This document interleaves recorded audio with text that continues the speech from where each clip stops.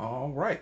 So let's go ahead and get started with effective communication skills. Our objectives for this particular training is we want to review the definitions of active listening and reflective response. We want to discuss what active listening and reflective response looks like. We want to review some barriers to communication and the benefits of active and reflective listening. All right, and so active listening and reflective response can be defined as a special type of listening giving respectful attention to the content and feelings expressed by another.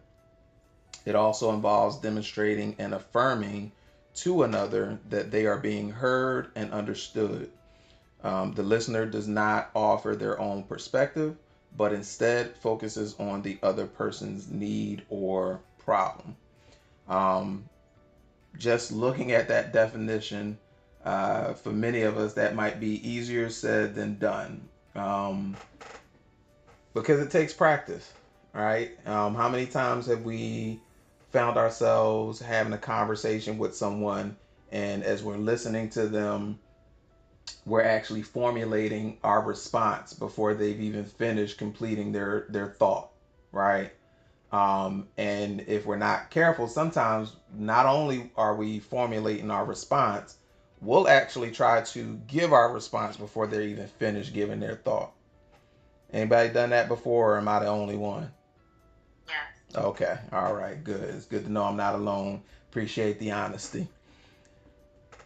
All right, and so let's look at it in a little bit more detail, right? So active listening involves a few things. One, providing our undivided attention, right?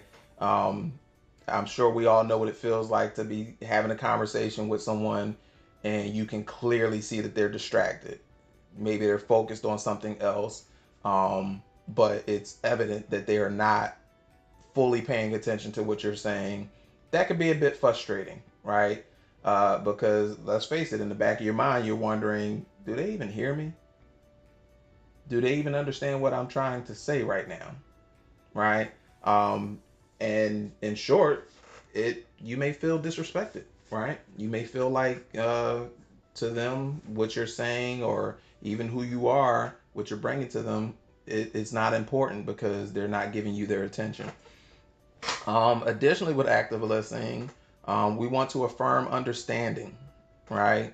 And a couple of ways that we can affirm to someone our understanding of what they're saying or communicating is by giving eye contact, smiling, head nodding, and brief confirming phrases. Now, the challenge with this or the caveat with this would be that things like culture could impact these factors in regards to how we affirm understanding.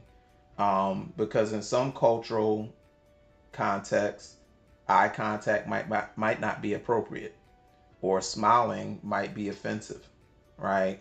And so we do want to consider those things as well in this affirming understanding process. Lastly, or I'm sorry, not lastly, we also additionally want to observe body language. Um, Body language can tell us a lot. What's an example of body language that might communicate to you that someone is not uh, too interested in hearing what you have to say? Looking at their phone. Okay, looking at their phone. What might it communicate to you if you were talking to somebody and they were sitting there with their arms crossed? Yep. Would that communicate too that they might not be interested in what you have to say? You say, yeah. Okay. So our body language communicates to others how we might be receiving what they're saying or our interest in listening and engaging in conversation at the time, right? And then lastly, as a part of active listening, we want to listen for content and emotion, right? Because that content and emotion helps to give us context, right? Because without that content and the emotion tied to that content, we could misinterpret what someone might be saying, right? Reflective response. So this is, again, kind of aiding in someone being able to feel or believe that we are understanding what they are communicating to us. And so with reflective response, we'll do this by paraphrasing to confirm that we understand them. Our paraphrase is serving like a mirror, right? So our message or our paraphrase should effectively mirror what the person has said to us, right? It shouldn't necessarily sound as like it shouldn't be word for word what they've said. That we could do that, but we may want to be cautioned against doing that if we unless we fully understand it just how they said it, right? So for example, sometimes we may use terms and words differently than someone else does, right? So if I have one way of using a particular word, I may rephrase the message that they gave by changing that word or replacing that word with another word that means the same thing to me. And I'll do that to see if they likewise um, agree with that new term that I've inserted, because that'll help me reassure whether or not they did in fact mean what I thought they meant. Make sense? Yes. Yes. Great. All right. So again, additionally, as we give our reflective response, again, our paraphrase as a part of mirroring the message that has been conveyed to us, it should include or address the content of the message that was conveyed to us, as well as the emotion tied to that content. So as we begin to look at the reflective listening cycle, there's 5 parts of this cycle that we want to take a look at, starting with description, followed by feelings, evaluation, conclusions, and action. All right. And so let's take a quick look at each one of those steps. So as a part of the description phase of the cycle, that's where we're talking about the content or the facts of the matter are shared, right? So we're strictly focused on the content and the facts during the description part.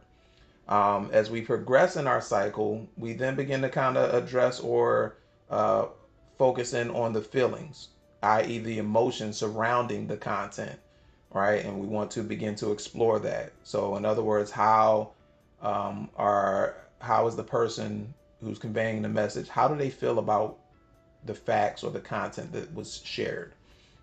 And then I'm taking that during the evaluations phase or stage or part of the cycle. I'm taking it all into context, right? So I'm considering the content. I'm assessing the emotions that appear to be present as it relates to that content. I'm considering the body language that I'm observing as this is being communicated, right? Does the body language line up? Is it consistent with the other emotions, i.e., as a part of the tone of the message? Are these things in alignment? Are they in agreement? Or is there some conflict between the body language and the emotions and content being observed? And I'm considering all of these things so that I can have a proper context, again, of the message received prior to giving my response, right? And when I give my response, I want to refrain from, inserting my perspective, right? I'm not ignoring necessarily my perspective, but if I give my perspective, especially prematurely, it may interfere with communicating or making it clear to that person that I'm talking to that I do in fact understand the message that they're sending. Next, we want to go into the conclusion stage, right? And this is where we're reflecting back the message. So this is now we're in our response phase, right? So I've assessed the content, emotions, body language, all of these things, and I'm now moving forward with my response to confirm whether or not what's been said to me, to confirm that I've received it effectively or properly and am in fact understanding what the person has said. Once we kind of go through this feedback loop of them giving me a message and me giving my feedback or my response. When my response is in alignment with the message, now we can step into the action phase and begin to proceed according to any agreement that might be made on the message or as a part of the message. All right. And so, what we want to do real quickly is I want us to take a look. We're going to watch a brief clip from Everybody Loves Raymond. And I want you to look at how this cycle plays out in this clip. And all right, so let's talk about that video real quick. All right, so during this clip of from the scene of the show Everybody Loves Raymond, as it relates to the description phase of that cycle, the content that was shared to us was that Allie ripped up the giraffe, right? So that's one part of the content. Allie ripped up the giraffe. The second part of the content that we discover or conclude is that Mom and Raymond gave the giraffe to Michael and Jeffrey. All right. And so we can assume that Allie ripped it up because we find out later that it belonged to her, right? And she, as we kind of get into the emotions part of it, she was upset about that, right? At first, Allie, she displays interpersonal barriers with an unwillingness to participate by saying because, right? How many times have we had that conversation with someone and as we're exploring, the person just simply kind of responds or replies with a because. And I'm sure we've all heard that response before, and maybe we were the one that gave the response because growing up, right? If I gave the response because, my parents would be quick to let me know because is not an answer, right? That's not an appropriate response. And so likewise, Mom did not receive Allie's response of because as an acceptable response for ripping up the giraffe. And then at this point, Raymond comes in and tries to encourage active listening. And as he's at this part of the cycle where they're talking about the feelings, Mom, unfortunately, she's just focused on the fact that the giraffe has been ripped, is broken, right? That's her focal point. Allie's focal point is that the giraffe originally belonged to her, right? And so the two in this communication cycle are trying to reach a place of understanding. And so Raymond encourages Mom to kind of reflect back to acknowledge Allie's anger, right? So Allie is clearly demonstrating that she's angry in her response by saying because, and Mom replies back, "You're angry," right? And then at that point, Allie confirms, "Yes, I am angry," or just simply yes. Once we identify what has occurred, i.e. the giraffe has been ripped and that the giraffe belonged to Allie first, Raymond continues to kind of now move into this evaluation part of the cycle where he's considering the content, the emotions associated with the content, the body language that Allie is demonstrating. Because if I'm not mistaken, there was parts of that cycle where her arms was closed. Again, she was physically, her body language communicated that she was not interested in talking and that she was mad. She was angry. And so Mom at this point during the evaluation phase kind of makes the mistake of giving her perspective, right? And she does this by saying it's not okay to rip up toys when you're angry. As true of a statement as that may be, Allie doesn't want to hear that because Allie is focused on the fact that it was my giraffe and you gave it away, right? And so Raymond, quickly interjects and tries to stop Mom to let her know that that was a judgmental response. and affirms Allie's anger by saying, "You're angry because it used to be your toy." At which point Allie says yes, and then kind of shifts gear and says, inserts the statement, "I don't like Michael and Jeffrey." Right? And we've been there before, when you have an older sibling and a younger sibling comes in the picture, that younger sibling seems to suck up all the mom's and dad's attention, right? And so that attention that child was previously accustomed to or used to, they no longer are getting that same amount of attention. They now have to share that attention with their younger sibling, and they may very well feel the same way that Allie did here. I don't like my younger sibling. Now, it's not that they genuinely don't like their younger sibling, they just don't like the fact that they now have to share. And so, the same way they have to learn how to share toys and other objects, they also have to learn how to share time. Raymond further infers from Allie that she thinks that Allie thinks mom and dad are paying too much attention to Michael and Jeffrey, like we just discussed. And Allie confirms that assumption by saying they get everything.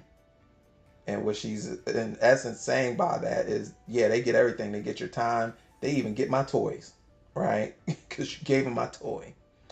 Um, Once we get to that point, both sides are able to kind of move towards the conclusion phase, right? Because at this point, Raymond has kind of reflected back through his response a message that mirrors what Allie was trying to communicate through her body language and through her responses, right? And at that point, what ends up happening is, Allie kind of states the fact that she still liked the giraffe, right? Even though mom kind of made the comment that she didn't play with it anymore, that didn't mean that she didn't like it. And Raymond kind of acknowledges that he and mom made a mistake in giving her giraffe away without asking her first, right? So that kind of comforts Allie and allows her to know that, guess what? She wasn't wrong to be angry. What she was wrong to do was to rip up the giraffe, but she was kind of justified in her anger to feel some type of way about what belonged to her being given away without her agreement, if you will, right? And then the action that is agreed upon without even kind of being pushed to do so, because if we look at it from an action standpoint, mom probably was going to do what with the giraffe? She probably was going to just throw it out because the giraffe is ripped or broken. She may have been, that may have been her mindset. But at the end of this conversation, Allie kind of acknowledges that she was wrong to rip up the giraffe in her anger, and she does so by asking to get the giraffe back because she wants to try to fix it. All right, so she wants to try to fix it for Michael. Now, we don't know what that was going to look like when she was done, but the simple point is that she had a desire to want to correct the mistake that was made. Mom didn't ask her to fix it. Raymond didn't ask her to fix it. But through that conversation, because they were able to have a conversation and acknowledge how she felt, and affirm how she felt, not justifying her actions, but just simply justifying or affirming her feelings and emotions about the situation, also acknowledging where they may have made mistakes in the process, that allowed Allie to work internally on her own, get to a point where she's acknowledging her wrong, right? So she didn't need mom to tell her it's wrong to rip up her giraffe. She would have potentially come to that conclusion on her own, just exercising active listening and reflective response. So, as we look at reflective listening in action, some attending skills that we want to keep in mind or be mindful of is our nonverbal cues that communicate attentive listening. So, our eye contact, our posture. So, eye contact, body language. Those things work together to potentially convey to someone that we are, in fact, paying attention to them.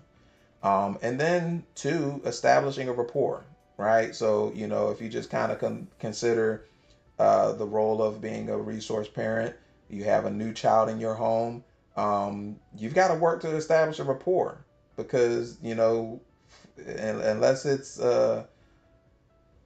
kinship care where you may have a prior relationship with the child, you've got to establish that relationship. They don't know you, you're a stranger. They may be hesitant. Everybody, has a different response to how they engage quote unquote strangers. So establishing a rapport is a big part of being able to exercise and engage in reflective listening. Some of the reflective skills involves our summarization of what's been said, right? And we utilize that throughout the entire exchange to demonstrate our attentiveness. So one of the ways that we can kind of begin to look at this communication cycle is what I say to you, what you think I mean, what you say to me, and what I think. And essentially, we remain in this loop or this cycle until we can get to a place where we're able to synchronize what I think and what you think I mean, right? Um, if we fail to synchronize those two things, we may very well find ourselves in a place of conflict, right? It could just be a place of misunderstanding. But if we don't continue to work towards it, it may very well result in conflict. Another way to look at this communication cycle is this message feedback loop, right? So you have your sender, you have your receiver. The sender sends a message, the receiver sends feedback, and again, we remain on this message feedback loop until we can synchronize my message with your feedback or vice versa. Okay. Now, some things that can interfere with this message feedback loop, though, are barriers, right? And some common barriers would be physical, linguistic, cultural, interpersonal, and organizational barriers that can disrupt this communication cycle. So our ability to manage those communication barriers can increase our ability to understand and improve the overall communication cycle. So let's talk about these 5 communication barriers, right? So in short, a physical barrier would consist of things like environment, distance, medium, etc. A linguistic barrier might be things like dialect, slang, industry, or disabilities. Uh, Cultural barriers may be things like generational, uh, things in culture pertaining to different generations or different statuses, etc. Culture involves a whole lot of different things. Interpersonal skills, which we saw with Allie, which is simply a desire to participate or explore. And then lastly, organizational barriers, things like perceptions and emotions. All right. And so let's take a closer look at each of these. So when we talk about our physical barriers and we consider things like environment, distance, and medium, when you think about environment, you think it's kind of challenging to have an effective conversation outside in the rain? Yes. Absolutely, right? If you're not the type of person that just enjoys getting wet and being out in the rain, that rain's probably going to distract you. And even if you do enjoy being out in the rain, um, that could be additional noise that becomes distracting in trying to have an effective conversation. Likewise, if you were out in the middle of the summer in hot weather, the sun is beaming down on you, there's no shade. Uh, After a while, you think it'll get a little distracting to have an effective conversation in that environment. Absolutely, right? So we want to be mindful of the environment in which we're having certain conversations, right?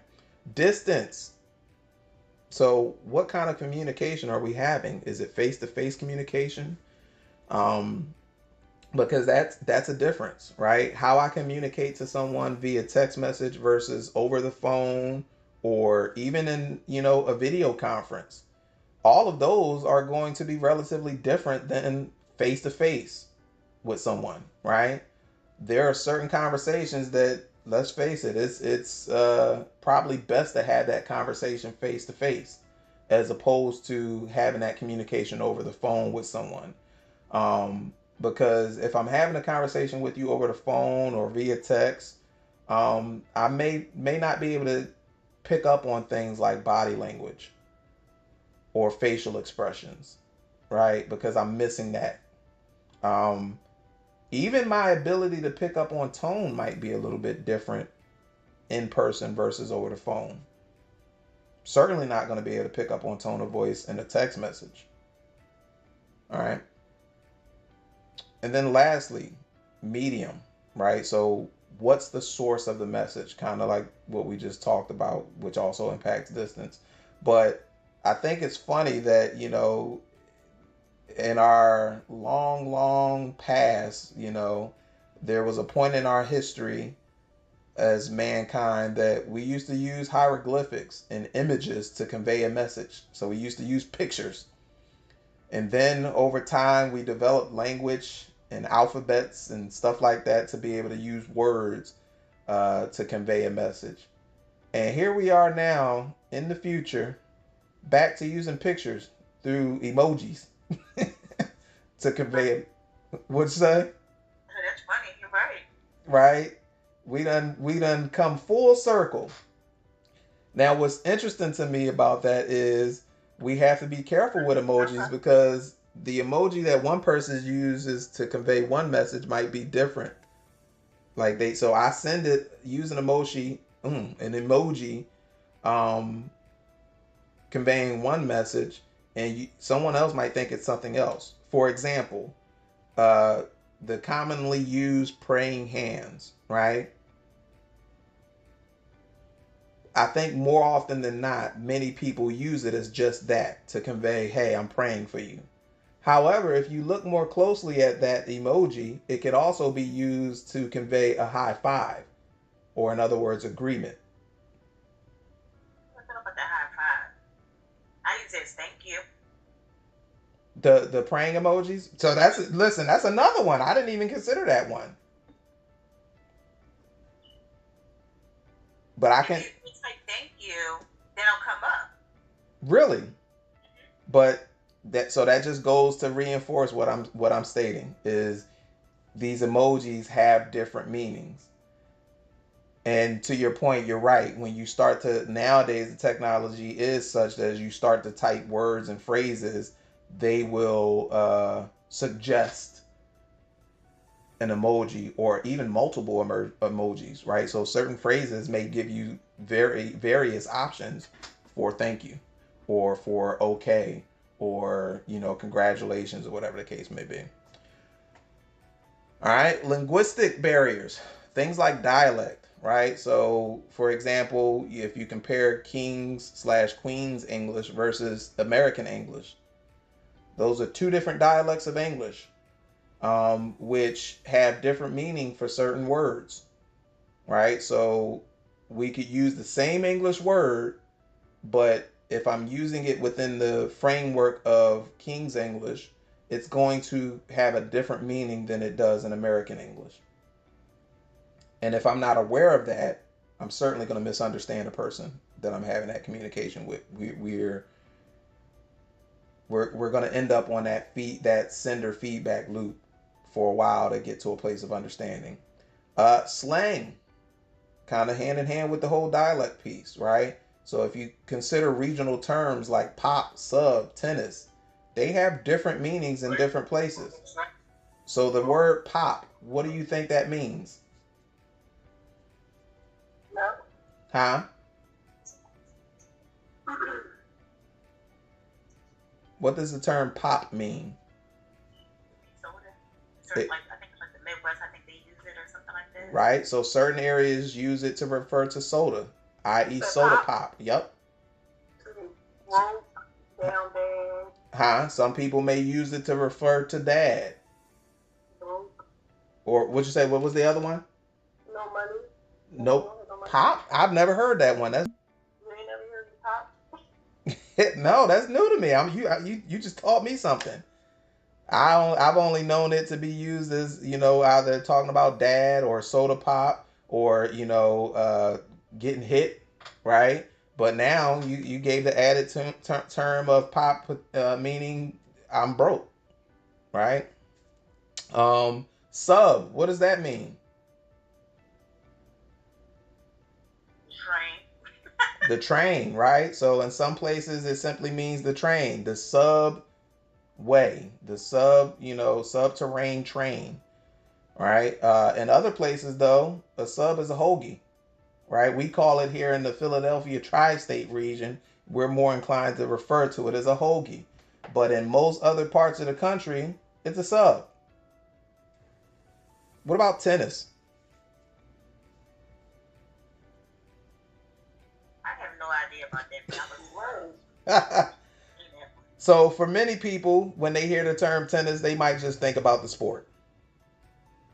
But in some places, the term tennis is to refer to tennis shoe, but it's also synonymous with sneaker, right? So some places call it a sneaker. Other places may call all types of sneaker tennis. So I'm gonna get me a pair of tennis shoes, right?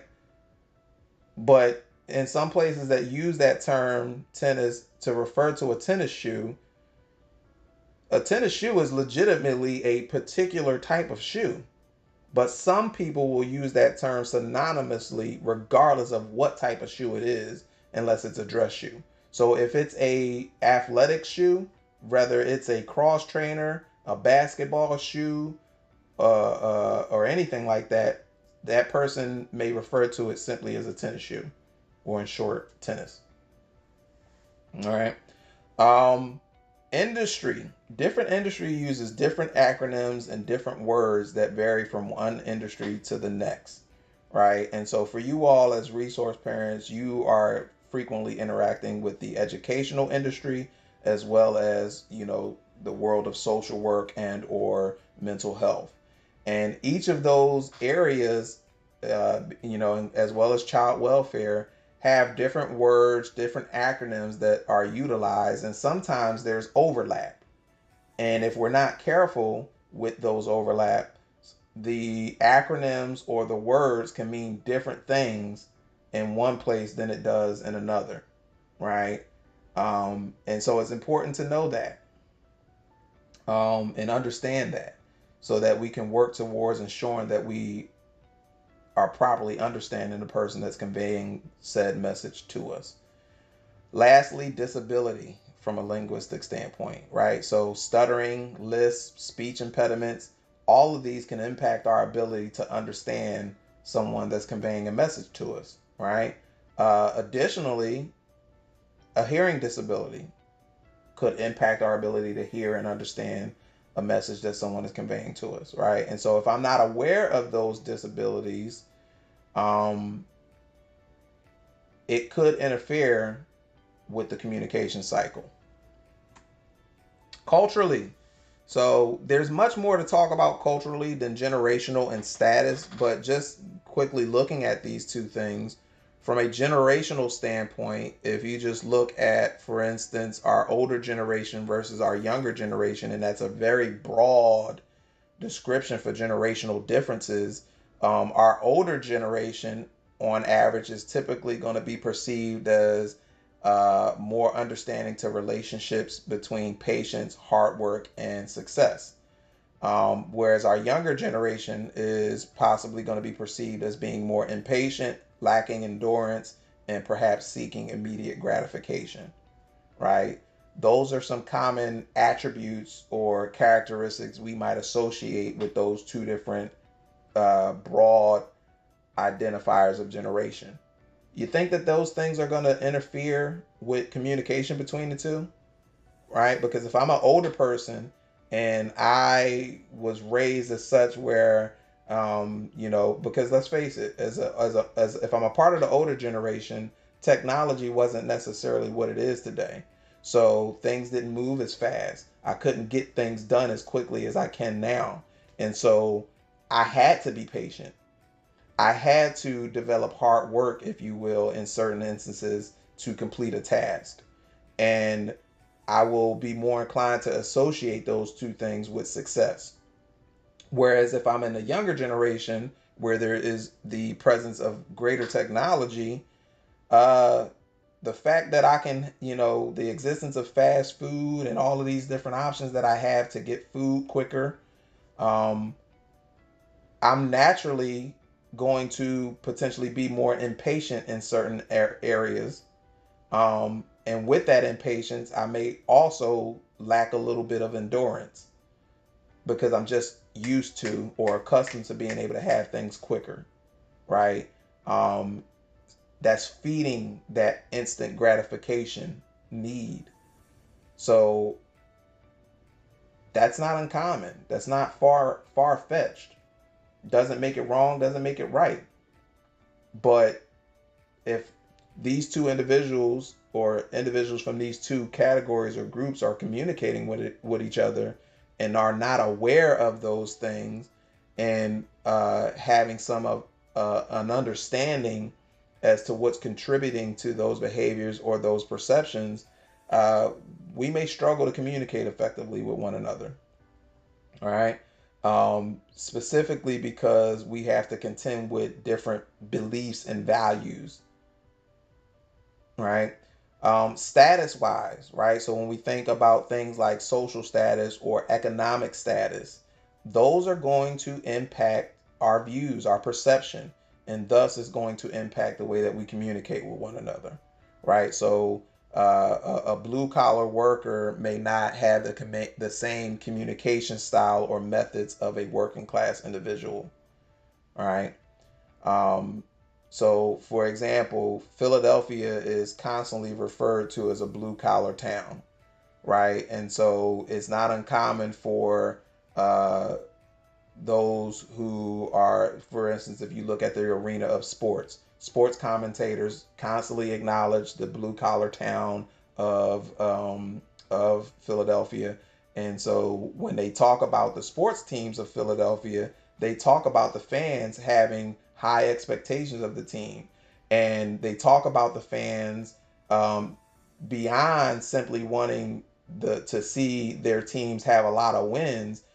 In many instances, it's much more important to the fans of Philadelphia to see their athletes simply put forth an effort and to not kind of, throw their hands up in defeat. Like, we actually appreciate that or are considered to appreciate that. So simply seeing an athlete put forth effort may allow me as a blue collar worker to not be as easily upset when they're not winning as many games versus someone who is in a working class or quote unquote white collar town, let's say for example LA, right? um those areas, they're not, they may not be as concerned about the work ethic as much as they are the outcome, right? Don't care how you get it done. You just need to get some wins in the win column. That's all that matters. You're losing. It doesn't matter how hard you work and you're still losing, right?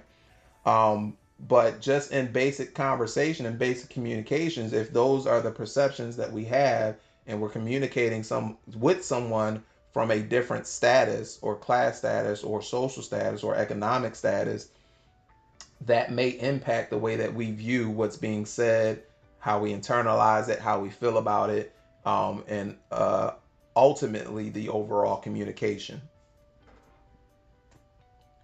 Interpersonal barriers, right? In short, a desire to participate, a desire to explore, right? So when we are engaging in conversations, we may want to ask ourselves, are both parties willing to participate? Right? If one person is not willing to participate, the person who is willing to participate has to be willing also to exercise greater patience, especially if it's a conversation that needs to be had, immediately and can't necessarily be delayed. Okay. The desire to explore, right? It requires the sender to set aside their own perspective and to understand the perspective of the receiver, right? So am I open to, fully and properly understanding what the person is saying, or am I more intent on giving my perspective?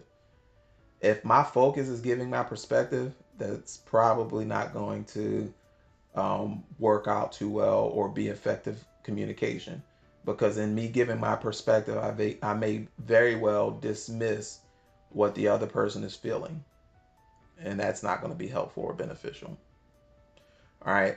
So one of the ways we can exercise good exploration is by asking open-ended questions, right, rather than yes or no questions.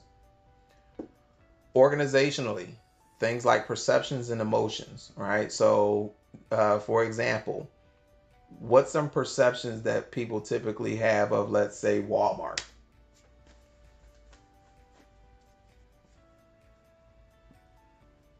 Inexpensive. Inexpensive, right? So if my perception of Walmart is inexpensive, I'm going to go there and I expect to find good value, right?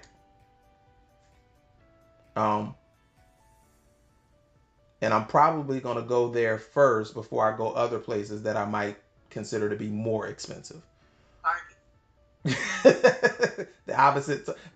Interestingly enough, their prices are pretty comparable in many circumstances. In some way. Yeah, right. But with that being said, what's the perception that is commonly, associated with Target beyond not being inexpensive?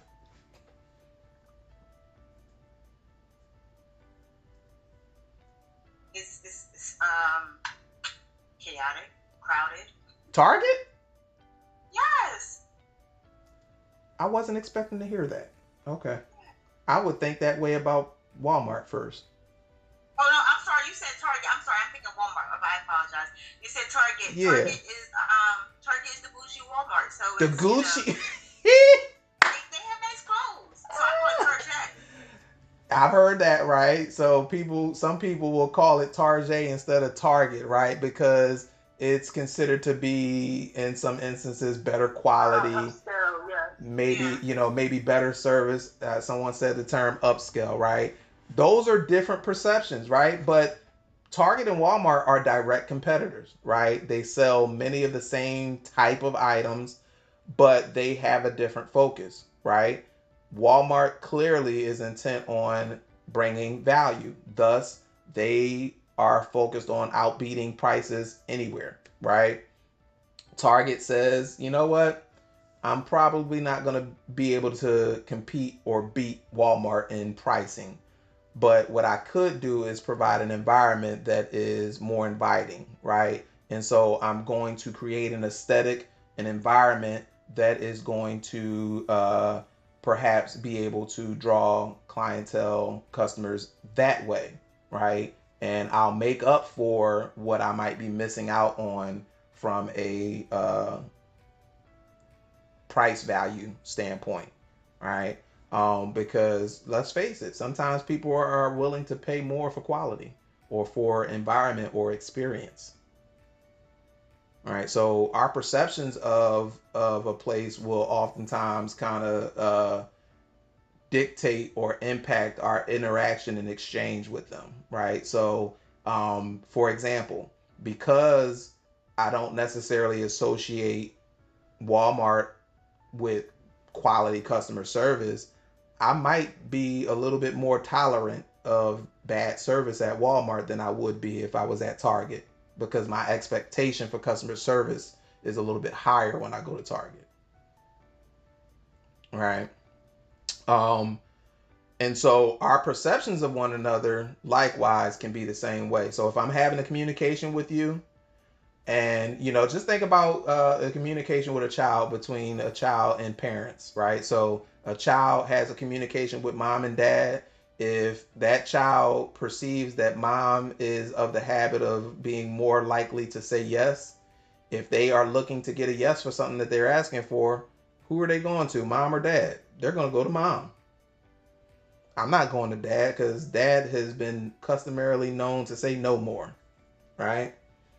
And so, based on my perception, when I consider the things that mom says yes to and the things that dad says yes to, I start to kind of know who I should go to for what when I want to ask certain questions. Like, this is a mom question, this is a dad question, because the likelihood of me getting no from, I mean, a yes from them, that's what I want to hear. And so, that's the source that I'm going to go to simply because of the perception that I have. And that kind of ties to the emotions as well, right? Um, if I feel like, for example, when I'm talking to mom and dad, um, when I talk to mom about certain things, she seems to have more questions versus when I talk to dad about the same things, he doesn't have as many questions. I don't feel like answering all the questions, so let me go talk to dad about this. And vice versa. Dad has those things that he wants to have a bunch of questions about, and mom doesn't have the same level of questions about. If I want to avoid or minimize the questions I have to contend with, um, that's who I'm gonna go to, depending on the circumstance. So the benefits of active listening is that when people feel listened to by would-be agents of influence, their liking for, commitment to, and trust in the agents tend to increase, thereby expanding the agent's influence power. So, for example, child comes into your care. If the child feels like, they are being heard when they are talking to you, if you have been effective at establishing a rapport and they are building trust in you, um, when it comes to you giving them instruction and giving them guidance, they're going to be more inclined to listen to you and follow that guidance versus if they don't feel listened to, they don't feel like they can trust you, or they don't feel like they have that established rapport or whatnot. In that instance, they're going to be a little less likely to want to listen and apply the guidance or instructions you may give, right? Um, Reflective listening or active listening and reflective response also helps to improve our capacity to understand others and reduce the frequency and duration of conflict, right? So if I am usually the type of person that struggles with hearing someone or allowing them to complete their statement before I start to work on my response, if I know that that's a challenge for me, I might definitely want to work on that so that I can, get better at understanding that person or others, period. And hopefully over time reducing the frequency or duration of the conflicts that I have with them. Right? Because, I don't know about you. I don't know too many people who like to be cut off when they're trying to complete a thought. Right? But unfortunately, that's something that is natural for us to do because, some of us want to get our thought out so that we don't lose it, right? Because we think it's necessary. But I would suggest that sometimes when you're having a conversation with someone and you actually exercise letting them finish their thought completely, in some instances, you might find that your response wasn't even necessary. You may discover that what you wanted to say, you didn't even need to say. Kind of like the whole situation with Raymond, Allie, and Mom, right? Because if Mom would have started off just simply listening to Allie and kind of really asking open-ended questions to understand why Allie ripped up the giraffe, Mom wouldn't have had to tell Allie that it was wrong to rip up the giraffe in her anger. Because at the end of the day, Allie acknowledged that by asking to have the giraffe back to fix it. I'm not trying to fix something if I didn't think it was wrong. All right. And then lastly, active listening and reflective response helps us to give context to content, which uncovers motivation and emotions associated with the facts. All right. That's critical. Um, if you look back on some of your exchanges with people, You probably would be surprised by how much confusion and how much conflict was simply the result of not understanding or having a proper context of the content that was shared, i.e., not understanding the emotions connected to the content. All right, y'all. Any questions or comments?